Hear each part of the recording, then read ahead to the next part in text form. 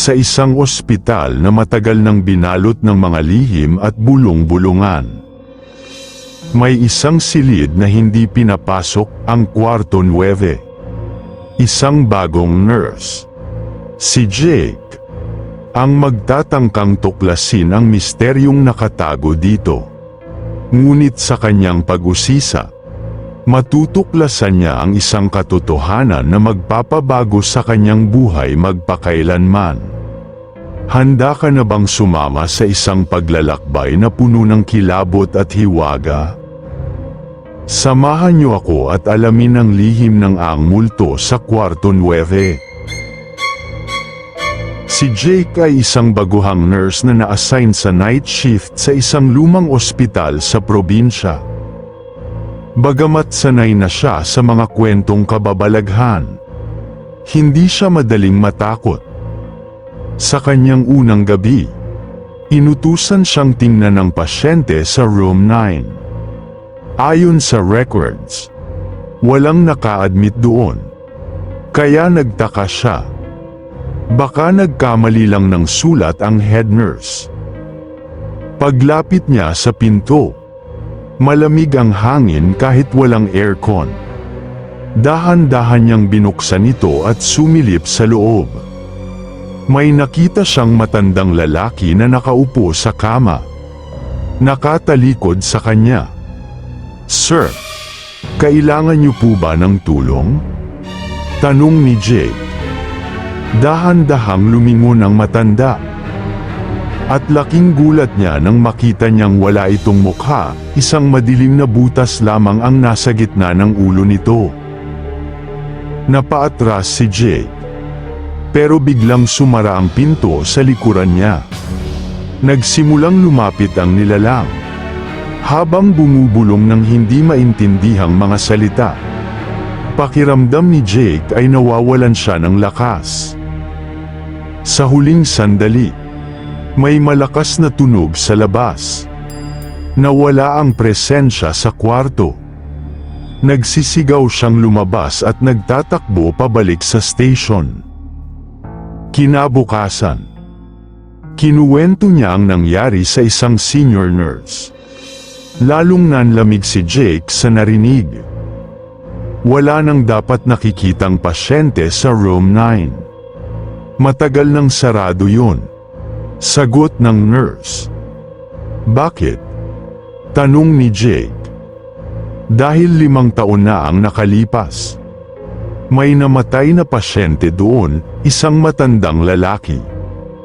Sabi nila, hindi siya matahimik dahil hindi natagpuan ang kanyang nawawalang mukha matapos siyang brutal na patayin. Simula noon, iniwasan na ni Jake ang room 9. Ngunit tuwing dumadaan siya roon sa gabi, pakiramdam niya ay may matang nakatingin sa kanya mula sa loob. Matapos ang insidenteng iyon, sinikap ni Jake na kalimutan ang nangyari. Ngunit tuwing gabi, parang may bumubulong sa kanya, mahina, malamig, at parang tinatawag ang kanyang pangalan. Isang gabi, habang nagra-rounds siya, napansin niyang nakaawang ang pinto ng room 9. Wala namang pumapasok doon, kaya natigilan siya. Napalunok si Jake, pero hindi niya mapigil ang lumapit. Pagdungaw niya, may nakita siyang papel sa sahig. Nanginginig niyang pinulot ito. Lumang-luma na ang papel. May bahid ng natuyong dugo. At may nakasulat. Tulungan mo ako. Hanapin mo ang aking mukha. Napaatras si Jake. Pero biglang may dumaan na anino sa tabi niya. Napalingon siya at nakita niya ang refleksyon niya sa bintana. Ngunit may isang aninong nakatayo sa likuran niya. Napabalikwas siya ng takbo. Dumiretso sa nurse station. At doon na lang siya huminga ng malalim. Kinabukasan, nagpasya siyang magtanong-tanong tungkol sa matandang pasyente. Ayon sa kwento, si Mang Ernesto ay isang dating pasyente na pinaslang sa mismong kwartong yun. Pinutol ang kanyang mukha gamit ang matalim na patalim. At hanggang ngayon ay hindi natagpuan ang kanyang labi. Sa kanyang pag-iimbestiga, nalaman ni Jake na may isang lumang storage room sa basement kung saan itinambak ang mga gamit ng mga pasyente noong panahong iyon. Nagpasya siyang puntahan ito. Habang binubuksan niya ang mga lumang kahon, may nakita siyang isang sirang lumang salamin. Nang punasan niya ito, napaatras siya sa nakita, may nakatitig sa kanya sa refleksyon. Ang matandang lalaki, walang mukha. At sa salamin, biglang lumitaw ang mensahe. Gamit ang lumilitaw na pulang sulat. Nahanap mo na ako. Ngayon, ikaw naman. Namatay ang ilaw. At isang malakas na sigaw ang pumuno sa buong ospital. Pagkapatay ng ilaw, ramdam ni Jake ang matinding lamig sa paligid. Nanginginig siyang umatras. Ngunit biglang may malamig na kamay na dumampi sa kanyang balikat. Napabalikwas siya. Ngunit wala siyang nakita, tanging dilim at nakabibinging katahimikan. Biglang bumukas ang ilaw. At sa harapan niya ay isang lumang cabinet na bahagyang nakaawang. Sa loob, may isang lumang kahon na puno ng alikabok.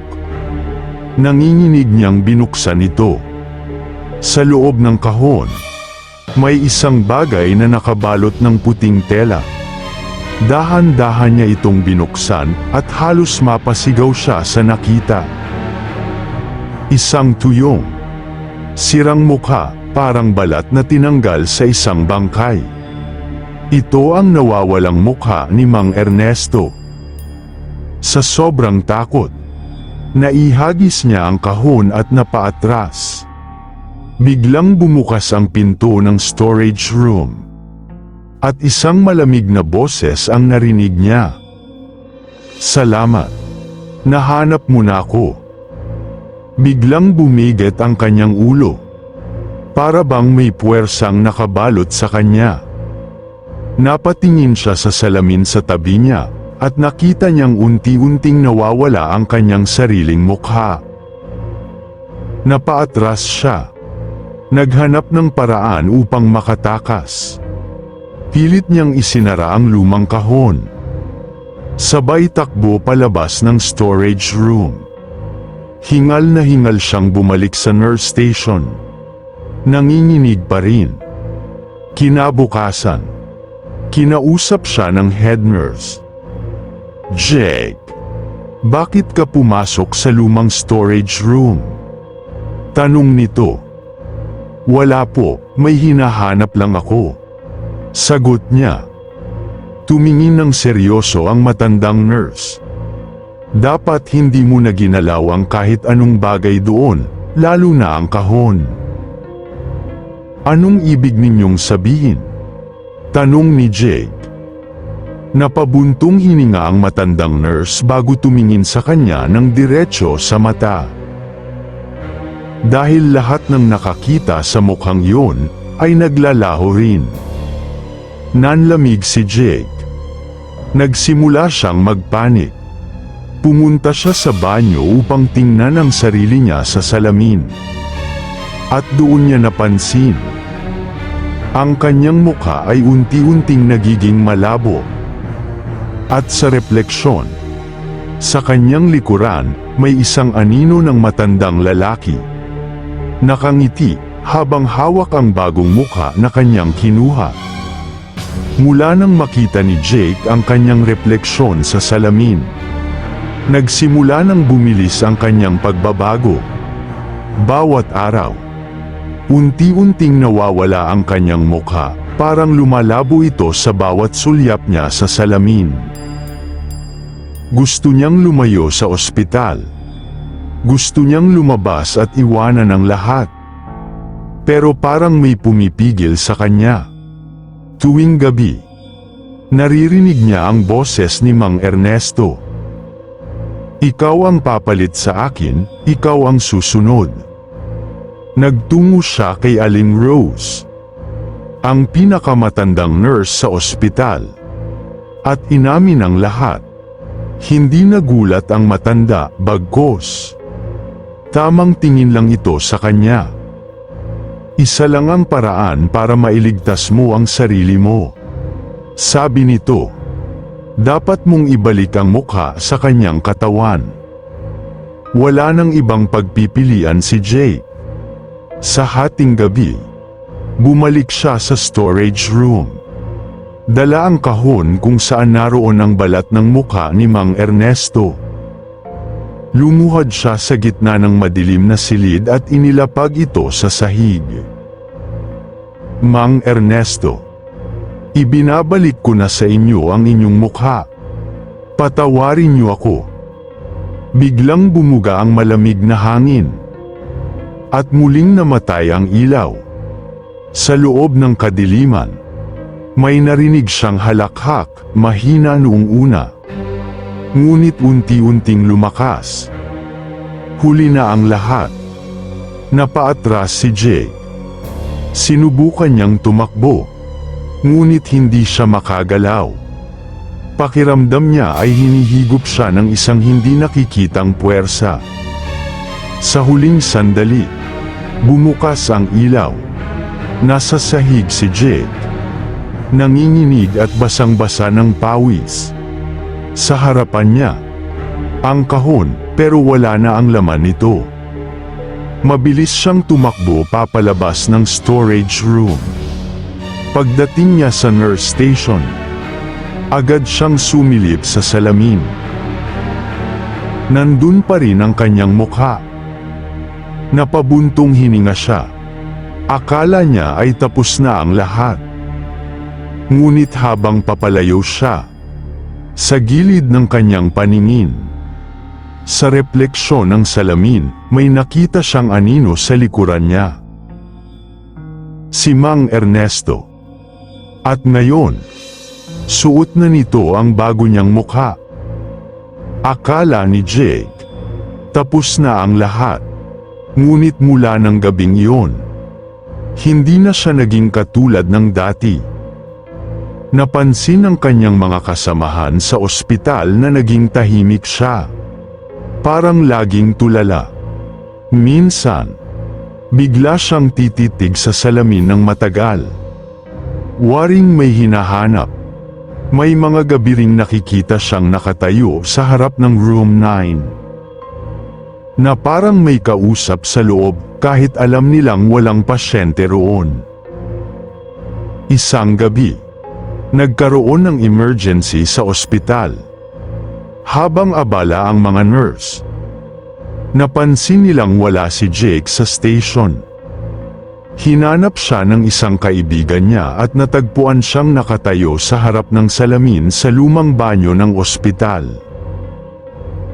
"Jake, anong ginagawa mo dyan?"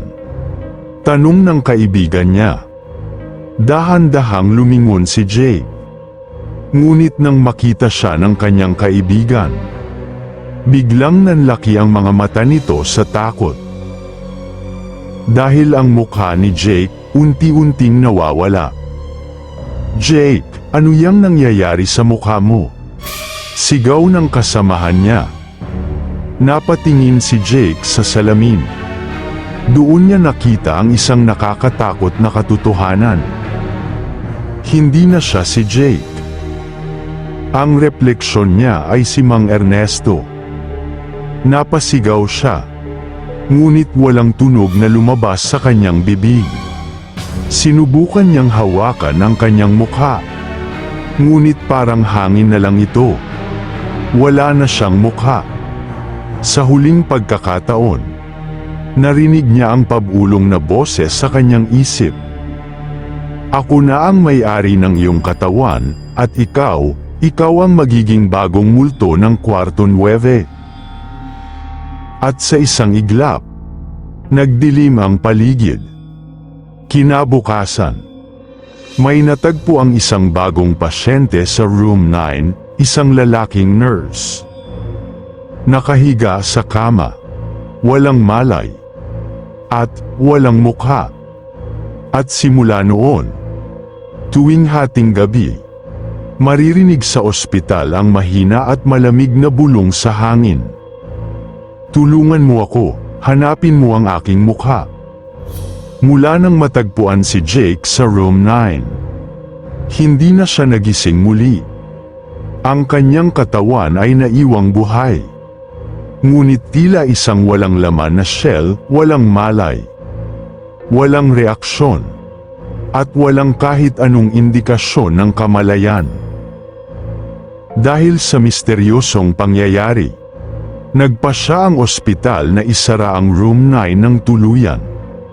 Nilagyan ito ng padlock, at walang sinuman ang pinahintulutang lumapit dito. Ngunit kahit nasarado na ang kwarto, may mga nurse at pasyente pa rin ang nagsasabing tuwing hating gabi, may naririnig silang mahihinang pag-iyak at pabulong na tinig mula sa loob. Nasaan ang aking mukha? Isang buwan matapos mawala si Jay. Isang bagong nurse ang na-assign sa ospital. Sa unang gabi ng kanyang duty, habang nagra-rounds, hindi niya namalayang napadpad siya sa dulo ng pasilyo sa harap ng room 9. Napansin niyang bahagyang nakaawang ang pinto. Nanginginig ang kanyang kamay habang inaabot ang doorknob. Dahan-dahan niya itong binuksan. At sa loob ng madilim na kwarto, sa ilalim ng malamlam na ilaw, may isang nakatayo. Isang lalaking nurse, nakatalikod. Jake. Dahan-dahan itong lumingon. At wala itong mukha. At sinabi, "Ikaw na ang susunod na multo sa kwarto 9." Biglang sumara ang pinto.